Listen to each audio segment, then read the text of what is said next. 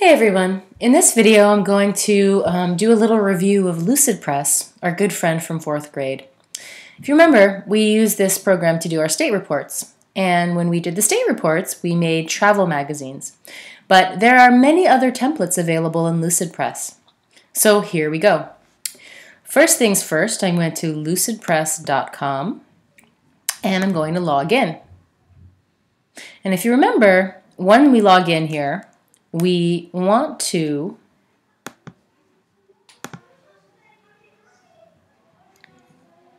log in using Gmail or Google. So click here. And while we're waiting, I do want to remind you that Lucid Press is really similar to Google Drive in its interface and layout. So keep that in mind as you work in it. So I'm going to choose my school student account.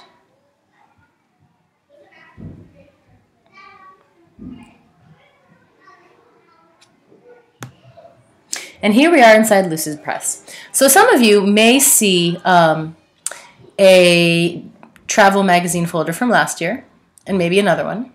What I've done is I've created a folder, which I called Sail America, so you will do the same. And inside this folder, I'm going to create a special kind of document here under print. I'm going to create a brochure. I will choose one of the templates. See, I like brochure 4. And it's going to open up in a new tab just as Google Drive does. And the first thing we're going to do, as we do in Google Drive, is rename the document, which I'm going to call, in this case, Tatiana's Travel Brochure. So I'm going to do that right here.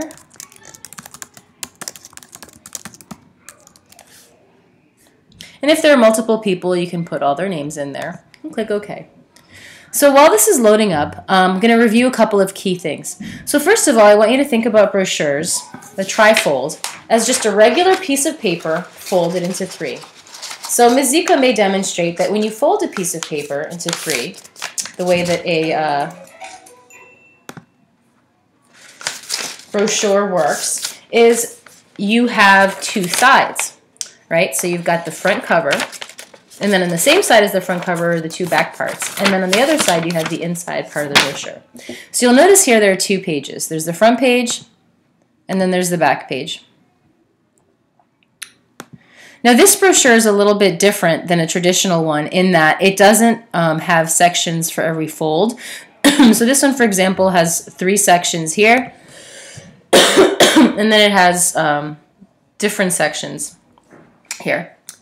So anyway, what we're going to do is we're going to start kind of swapping out some of the stuff. So the first thing I'm going to do is I'm going to go to the title of the brochure, and I'm going to rename it. In this case, I'm going to call this New Jersey.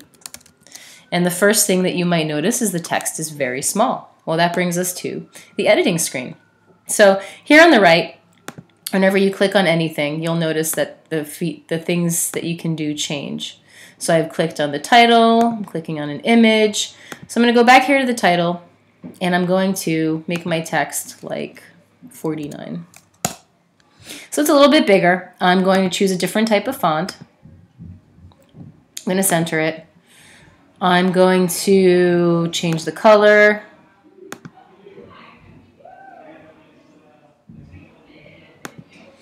And maybe choose some sort of tagline.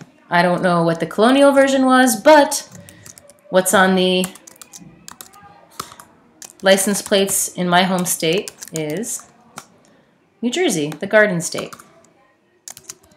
Okay, so Ms. Zika does have a rubric of the requirements for the brochure, which include it needs to be a trifold or similar design, which we have here. It needs to be organized. There needs to be a cover and the names of all the partners.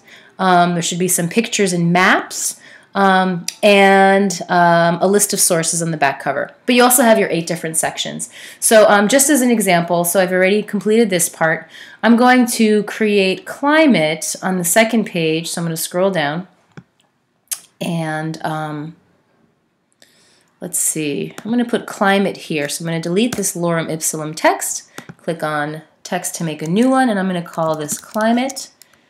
It's very small, but I'm going to make it maybe 59, and that's a little big, so maybe 44. And then I'm going to move this here, and I may include some information about the climate. You notice here that there already are some bullet points pre-made for you in this particular lorem ipsum. But if you did want to add bullets, you would go to the text option here and choose some bullet points. So like you could do bullet, numbered, dist squared. So you can start filling in your information and start thinking about how you want to lay this out. One of my suggestions for the previous class was to just literally take a piece of blank paper, fold it into a similar design, and sketch out on the paper what the sections are going to be and what they're going to look like. So you may want to have it, laid out very linearly, but you may want to kind of get a little creative with the layout. But you want to have all the sections, you want to have everything required from the rubric, and make sure you have some nice pictures and maps.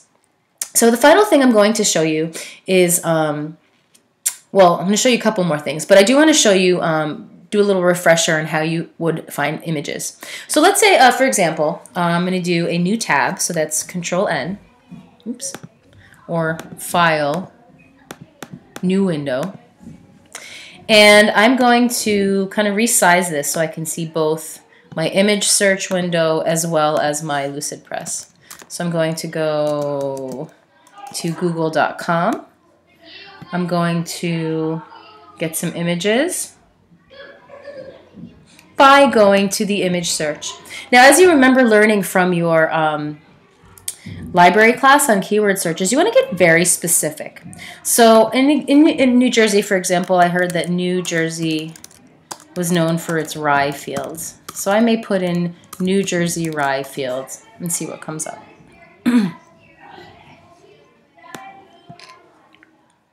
Okay, so here's a pretty decent picture of rye fields. I may want that to replace maybe this picture. So I'm going to have it highlighted. I'm going to click on it, and then I'm going to drag it onto here.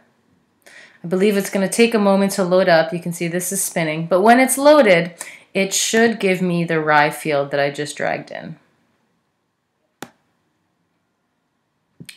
So while I'm waiting for that, I can tell that the picture's there because I'm clicking on the image, and under Fill, it's got the preview of the image, and I'm going to try to kind of play with it a little bit, and I may want to do some effects.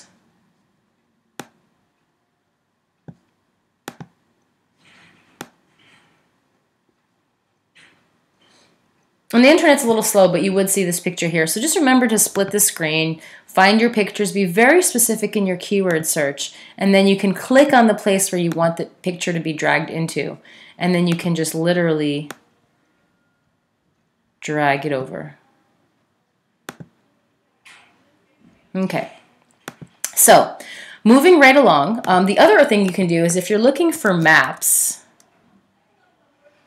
I believe there's a really great historical maps website that we used last year. And oh yeah, Old Maps Online. This is another great site. Old Maps Online will have some really great historical maps of your particular region, which you can also use for your colonies.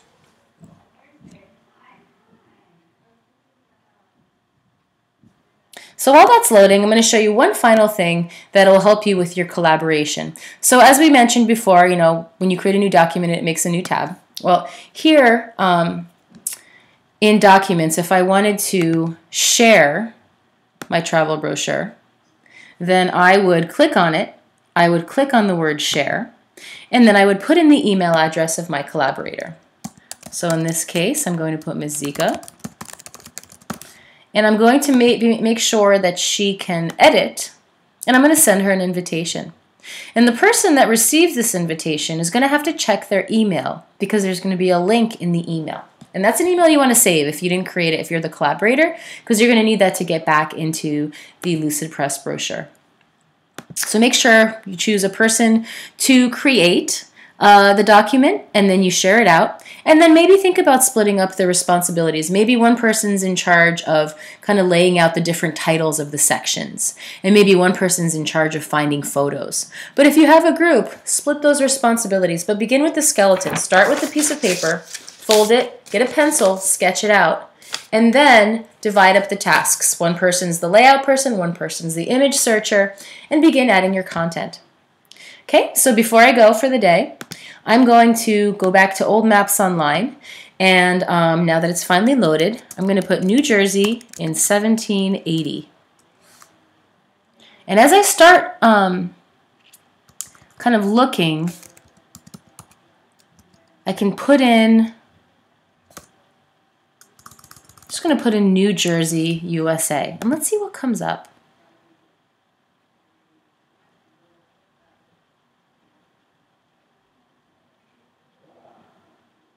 So right now it's just loading up like a regular map of New Jersey, but I encourage you to use this guy to narrow it down to the years that you are working in for this particular unit. And you'll see here there are a bunch of images showing up. Okay, so that's loading up. And when it does, you can click on this free download button, or simply see if you can drag it over to your brochure. The important thing is, just like with your content, you're going to want to make sure that in your sources you're listing the link of the picture. So let's see if we can just drag this onto here.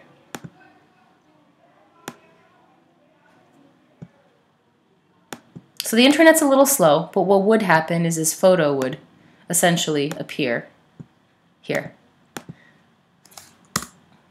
So we'll try that one more time. So I'm going to make sure that I'm clicked on a photo container, and I'm going to drag it over. And there it is, voila. So that's the key. When you're dragging pictures, make sure you're clicked on a photo container or one of the pictures so it has the squares and border highlighted, or create a blank image container so that when you drag it over, it knows where to go. Well, that's pretty much all for now. Happy creating, and if you have any questions, feel free to ask Ms. Zika, or she can email me if things need to be solved. Anyway, thank you so much for tuning in, and have a great day.